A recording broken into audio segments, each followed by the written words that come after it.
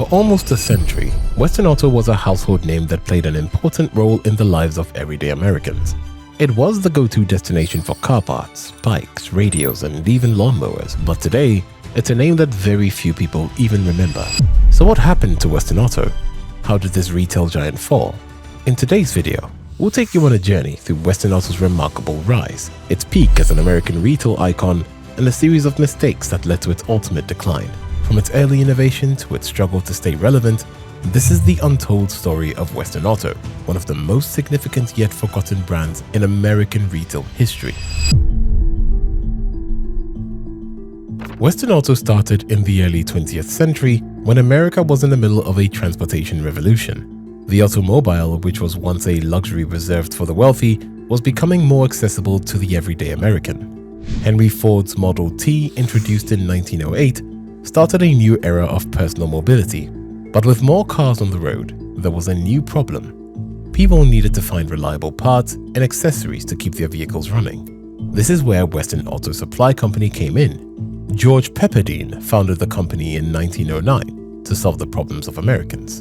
But it wasn't until 1921 that Western Auto truly found its footing as a national brand.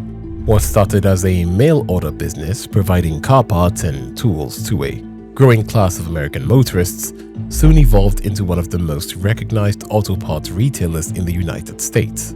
Western Auto quickly became a go-to destination for car enthusiasts, handymen, and families looking to upgrade or maintain their vehicles. Their innovative sales, catalogs, and their retail outlets were spread across America, making car maintenance easier for the masses. By the 1930s, the company's success was undeniable. Western Auto wasn't just selling car parts anymore. They were diversifying and selling everything from bicycles to radios, home appliances, and even sporting goods. But as America entered the 1940s, Western Auto faced new challenges. World War II. The war efforts consumed massive amounts of resources, and automobile production slowed down. Car parts were becoming even scarcer, so Western Auto had to adjust and change its offerings towards products that could help Americans maintain the cars they already had, as well as providing supplies for military personnel and their families. The company was able to adapt quickly, and by the time the war ended, it was ready for a great expansion.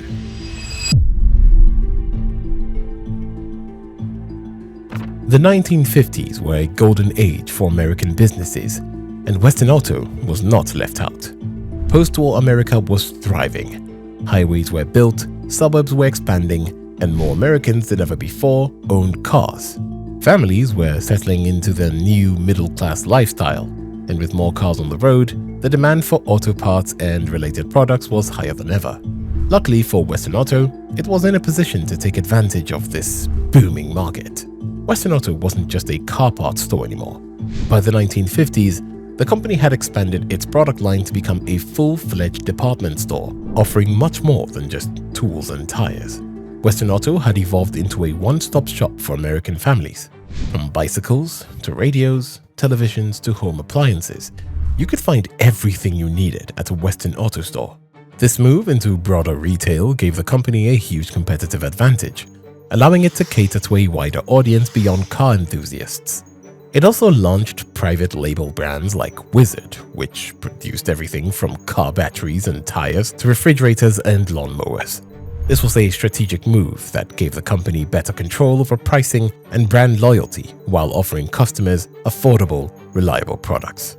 By the 1970s, Western Auto had reached its most successful point. The company had over 1,200 stores in operation around the country, and its influence was undeniable. The Western Auto sign on top of the headquarters in Kansas City had become a symbol of the company's dominance.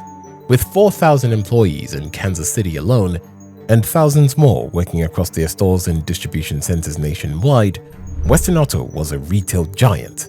Their distribution network was extensive, allowing them to efficiently stock stores in every corner of the country, ensuring that customers could find what they needed when they needed it. What made Western Auto stand out even further was its innovative approach to customer service. The company was one of the first in its industry to offer easy credit options to customers, making larger purchases like home appliances or ties more affordable. This was an important selling point for families on a budget and helped cement customer loyalty. They also built a reputation for DIY culture, offering how-to guides and catalogs that provided tips and instructions on everything from car repairs to home maintenance. Another factor that really contributed towards Western Auto's success was its franchise model. The company allowed independent owners to operate Western Auto stores under its brand, which helped fuel rapid expansions in smaller towns and less urbanized areas. This franchising approach allowed Western Auto to maintain a strong national presence while providing local stores with the flexibility to cater to their communities. The brand's reach extended far beyond big cities, making it a household name across America. By the 1980s, the retail landscape in America was changing fast. Big box stores like Walmart, Target, and Kmart were starting to take over. These massive retailers offered a wider variety of products at lower prices, making it hard for Western Auto to compete. They provided convenience and affordability, and these drew customers away from smaller, more specialized stores like Western Auto.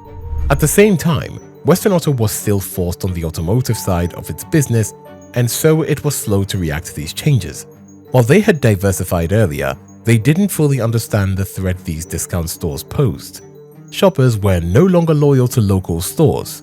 They were more interested in finding the best prices and the most convenient, which big box retailers were offering in abundance. On top of that, America's automotive culture was also shifting. Cars were becoming more reliable, meaning fewer trips to the auto parts store for repairs and maintenance.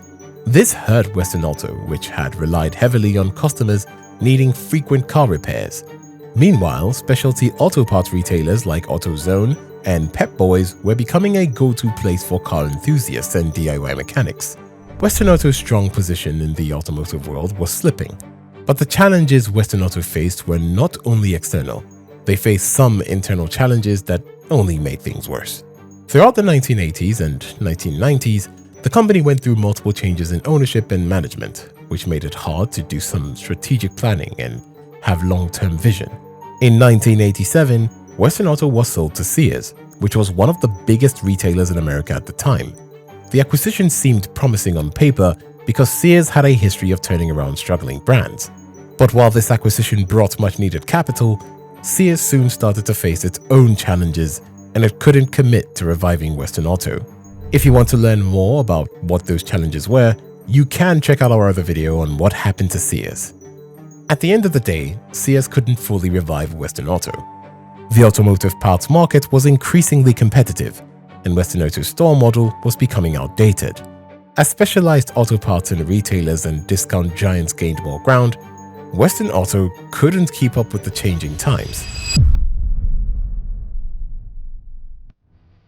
Just like we mentioned earlier, by the late 1990s, Sears started to face its own financial struggles as well.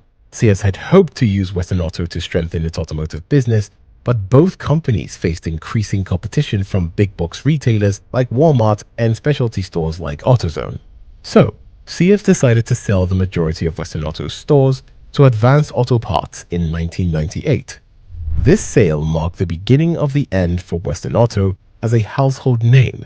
Advance Auto Parts, which was growing quickly in the auto parts business, wasn't interested in keeping Western Auto's brand or its broad product range.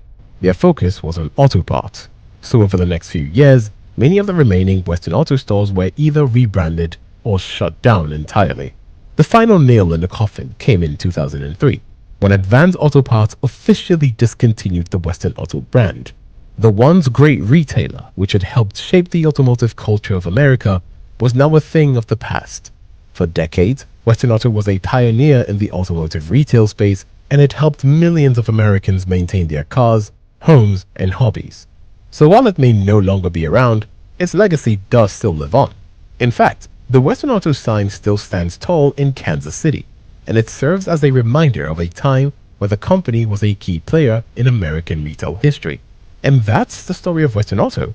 You'll be surprised by how many other American retail giants have a similar story to this one. If you enjoyed watching this video and learning about Western Auto, make sure to like and subscribe to our channel for more videos like this. Also, turn on your notifications so you never miss a video from us. Bye for now.